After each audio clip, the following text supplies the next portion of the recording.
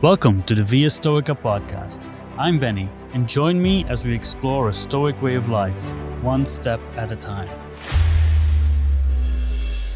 A year ago, I started hosting Stoic walks in wherever I am, and I've been in Granada for a while, and it's been really picking up, and I've been having some really wonderful conversations with small groups of people. If you follow me on the socials, you can see the pictures come by.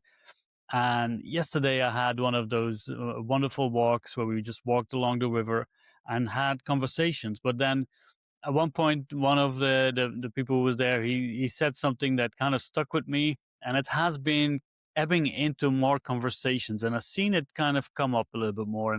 And this person said, we need more love in the world. We need more love and understanding. And I don't know. It just kind of sat with me. We walked along a little bit more, and there was a little bit of a silence in the conversation. Just I think everybody was kind of contemplating and mulling over the statement, and then we kind of started talking a little bit more. But it still remained with me, and it's still something that I've been kind of thinking over. Even when I got home, I got in bed, and you open the news, you open your socials, and you see all the things that are happening. And it really made me think about, what is my position in this? How can we live better in this world that seems to be becoming more darker, and it seems to be moving in the opposite direction? There is a sense of hardness, a sense of contempt, and even more the in group versus the out group, which is something normal. It's something that has been here for from the beginning, right? When you have your group and that's safe, and another group that that's something we need to fight off against. And it seems that we are creating that more and more on different levels, right? Wherever we can, we add our labels to it, and everybody fits the same label as on the right side, and everyone on the wrong side. And it seems that the messaging is going more and more towards it, and that's a sad thing. I sometimes wonder, where the Stoics and the ancient philosophers said that we have been given this divine gift, the reason and logic. And I ask myself, well, have we been, are we the right recipients of that gift? Can we actually deal with it, and can we actually make it, put it to good use? And what I've been seeing is that, unfortunately, that most of at least the people empowered, or the ones that make big decisions that influence millions of people, it seems that they are being driven by other sources and by other um, motivations that not steer towards those, the most reason and logical decisions to show that, hey, you're using the gift of the gods, and instead of using your own personal drives to steer us to some place that is not as good and happy and light and loving as it is maybe for you to fulfill your purposes. And I wanted to look at and this is mainly a reflection of myself. What can I do? What can we do to if we're not in a position to fight against it directly, how can we then still change our life in the present moment for the better? And that's something that I was thinking about. One of the things that I read in a very wonderful book by Eric Weiner called The Socrates Express, he mentioned there is that there might be one big horrible event, or events that seem so big, but they are usually contrasted by millions of good events. For example, a house collapsing, that's horrible because of the lives that are being impacted, but then you see all the good people rushing in to help and trying to find everyone, and or later on clean it up and help it rebuild. So you see that there is this inherent kindness in us, but unfortunately it often needs some kind of drastic event to bring that up to the forefront, right, where people rush to it. And in daily lives, we maybe just take those things for granted, or we are just so closed into our little world. But that image really stuck by me. It's like these big events are contrasted by millions of smaller loving events where people show the goodness and show the kindness. So when we look at the news, or when we look at our socials, and we see all these things happening, and to be honest, if from a personal point of view, it's also those the videos that show up now, and they're not even AI, but a lot of them are acted, right, where the kindness is like, or surprises or whatever, and it's all kind of acted, and you can see that it's not real, and it's just made to to get attention, to get some likes. And that is also not the right drive, right, to do any of this. But when we see the news and the filter, it's just something that we are thrown at us. It's not a mirror of all of humanity, right? This is just events that are happening. And the problem that we have right now is that everybody has a camera in their pockets. So all of these things are just being shown and flung more and more towards us. And let's face it, bad news sells. Good news or things going right, that's not what we see, because there is also something inherent in us to want to see things go bad, or to, we that's why when we have an accident on the road, there's one traffic jam on one side and the other side is a traffic jam as well, people watching. It's just something that we do. We are attracted to it, right? But it doesn't mean that human goodness is losing its, part of life. It just feels that it's become quieter, right? It just feels that we've lost that trust in the goodness. It feels that we are not being able to see it anymore because it's just drowned in all the noise of the negativity. And that's where, Stoicism is clear. You have a choice, right? You have a choice to watch the news, to consume it or not.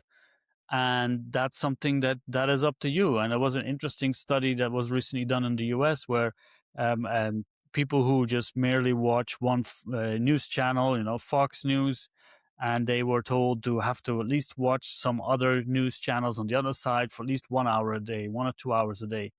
And the study showed that they were far more positive, and their image of the world was far more nuanced, right? And it's something that I've experienced as well when I started traveling.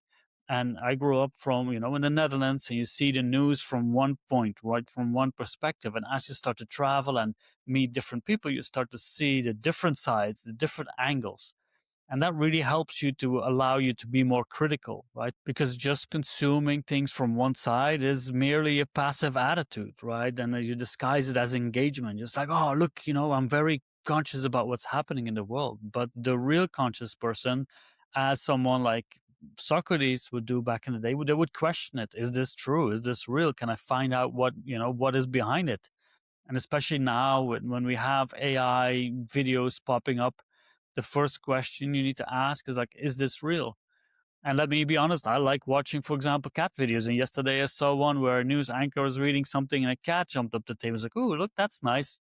And he's like, wait, this is not real, right? So what? Is this AI? And it was AI. So we have to even now be far more critical about what we see, whether it's real or not. And we just can't take things at face value anymore, which makes it so much more complicated, right? Because sometimes we just want to sit down and just believe everything we hear.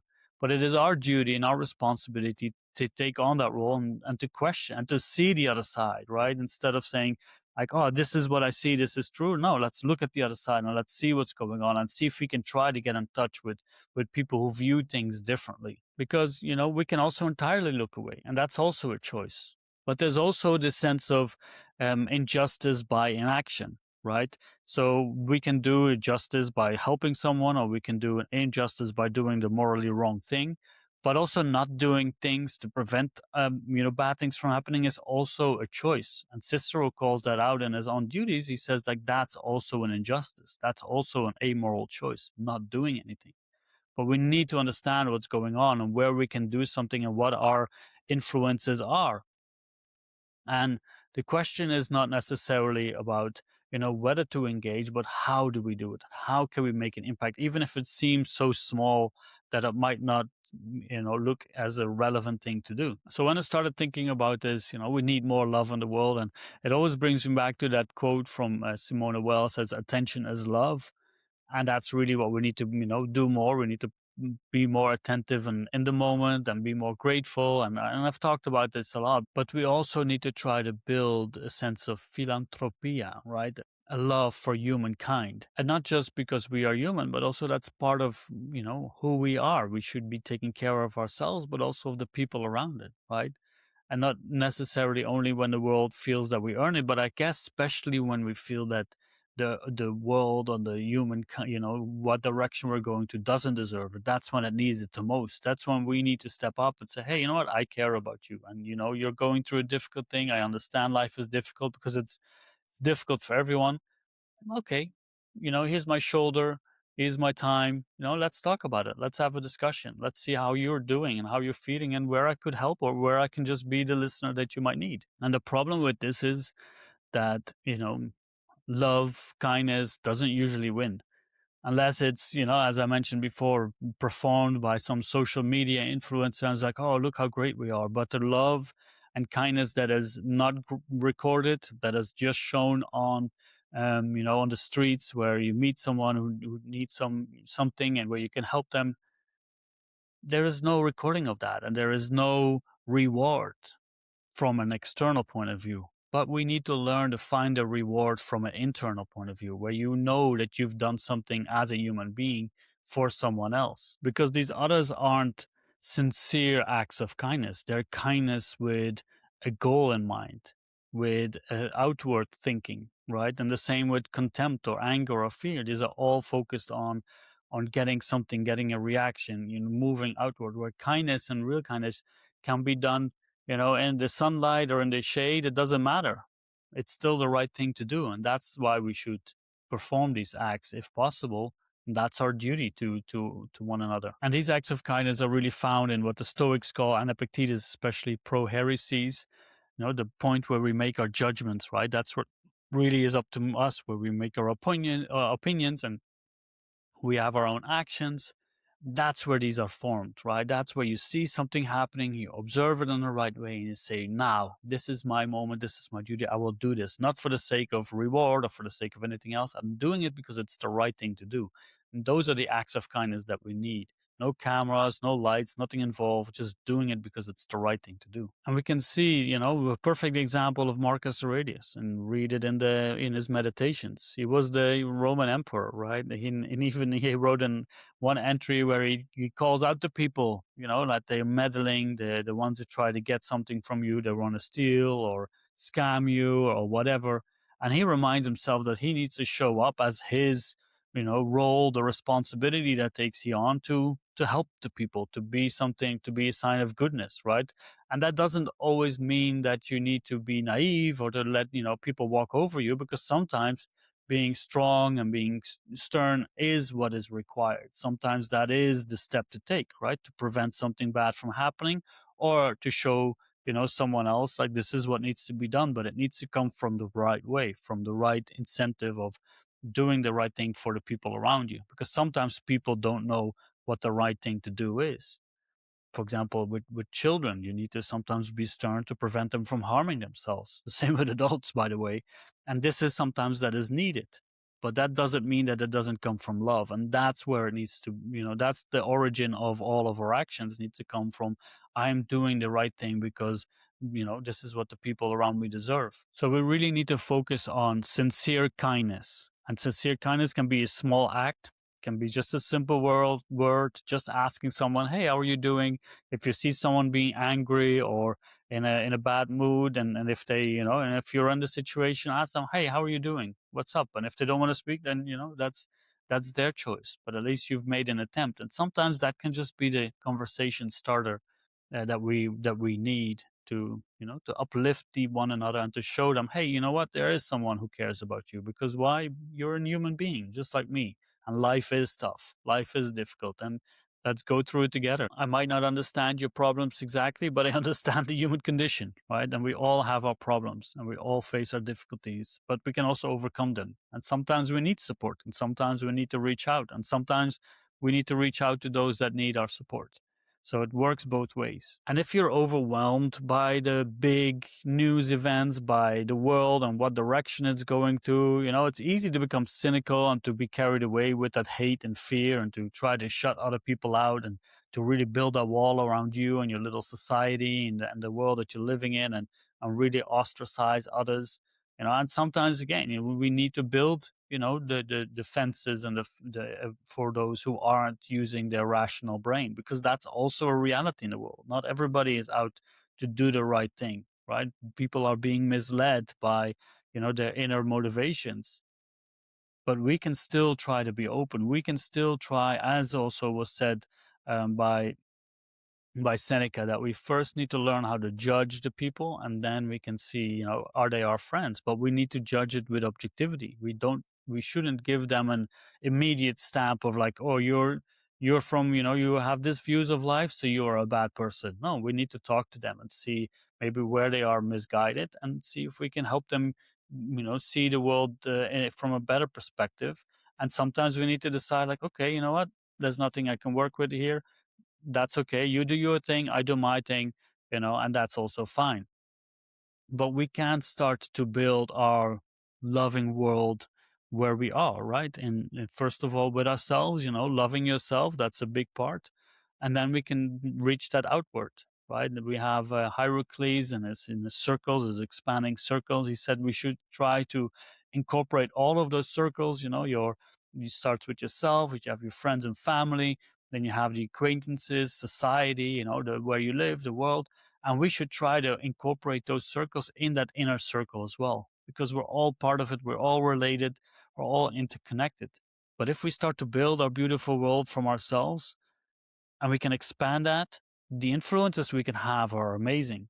And if we set the right example, we can see that it will trickle down outward. And that's really what we can do. That is part of our duty and responsibility to ourselves and to the world around us. And this is not to retreat inward. This is not to try to shun off the world or outcast everyone. No, it's as a response. It will create something bigger. We need to do it again with the view of the world around us in our minds. And you might not see the outcomes of your actions, right? Because the people who see it might get it subconsciously, or they might see it from a distance, or they might never reach out. But that shouldn't be the purpose. You should do it because it's the right thing to do. But the effects can be enormous. And even if not, even if you can help one person, how wonderful is that? If you can help one person live a better life, how would you feel about it? That would be awesome. And you don't need to be a doctor for it, or a politician, or whatever field of power. You can do it with those just close to you, people that you know and people that you don't know. So I think that that's where we've got to start, and that's something that question, we need more love in the world, or that statement, really got me thinking, and it got me asking, okay, well, what can I do about it? What can I do about it? One of the things is creating this episode, but another thing is going outside and you just maybe reading a book somewhere on a bench that can inspire someone else to do the same, or just having the stoic walks that I do, and having conversations with people. And that's something that I believe we will end up going more towards, especially with our more digitalization of the world, that hopefully we'll start to appreciate real life human connection far more, where we can have a good conversation with someone, where we can see, wow, this is a real person with real experiences. They might be different in details, but they are similar in life to me. And that's something that we should cherish more. So that's it for me. I hope that the message of love came out a little bit more, and that we can really show it in any way that you can. That the big news events might not be so overwhelming when you focus on what you have to deal with right here, right now. See what your duties and responsibilities are to yourself and the people around them, and fill them with sincere love. So thank you for listening, and I hope to see you in the next episode.